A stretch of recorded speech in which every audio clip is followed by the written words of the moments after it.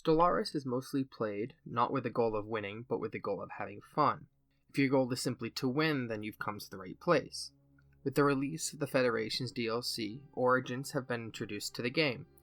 With this new content, lithoids have quickly become the most overpowered species.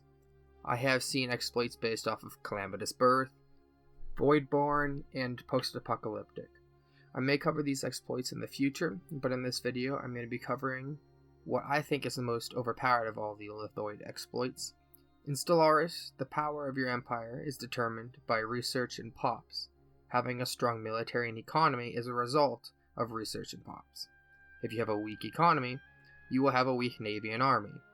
Your economy is determined by pops doing jobs, and the level of buildings and output bonuses determined by research and some traits in civics. This means you need a high pop count or high research to be powerful. With the release of Federations, Origins have quickly become a big part of the game. Most lithoids-based strategies rely on pop growth.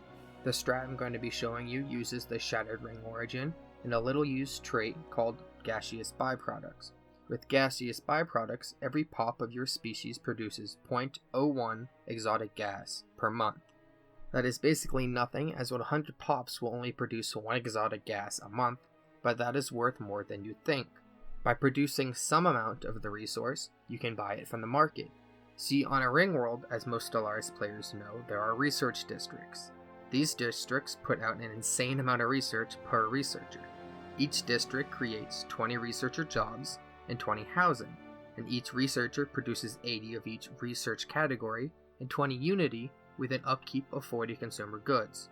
This means each district can produce up to 1,600 of each research and 400 unity with an upkeep of 800 consumer goods and 2 exotic gases. This sounds like a high cost, but in the end it isn't. A basic civilian factory produces 12 consumer goods per pop, working with about 2 jobs per factory. A full research district costs 33 civilian factories worth of consumer goods, with no bonuses or research, and getting those will be easy by the time you can fill the district. As a lithoid, you don't need food, but you start with a food district on the ring, and the 4th section of the ring is shattered by a planet, easily covering your mineral cost for the first 20 or so years. This means you can sell the food monthly and buy the exotic gas needed to support the research district in the first few years. Then you build consumer goods factories to support the upkeep.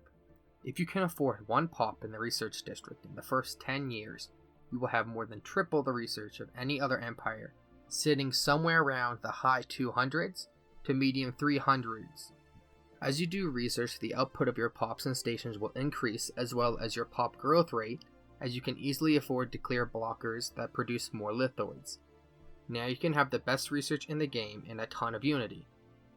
With this unity, the only 2 must-pick Ascension perks are Technological Ascendancy and Enigmatic Engineering, as one boosts your research even more and the other prevents your opposition from researching your ships.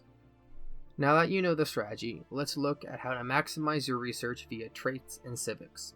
For your species, it will automatically have the lithoids trait, which extends the life of leaders, so having a science ship help your capital with research is even more beneficial. As previously mentioned, gaseous byproducts is a must, and another trait I heavily suggest is intelligent. Having 20% boost to research is massive for this strategy, but you will need to pick up a negative 1 point trait to afford it. I personally run Unruly, as Empire Sprawl won't be an issue as your pops grow slowly, and you can easily conquer other empires and integrate them to get more pops, and have an easy 100 plus pops in the first 20 years by taking 1 alien capital. I highly suggest Fanatic Materialist with its plus 10% research, and Normal Egalitarian, as its plus 5% specialist pop resource output adds even more to your researchers.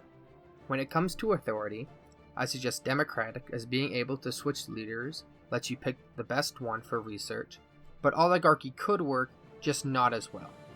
When it comes to civics, Technocracy is an absolute must, and it alone is broken and overpowered with version 2.6.2.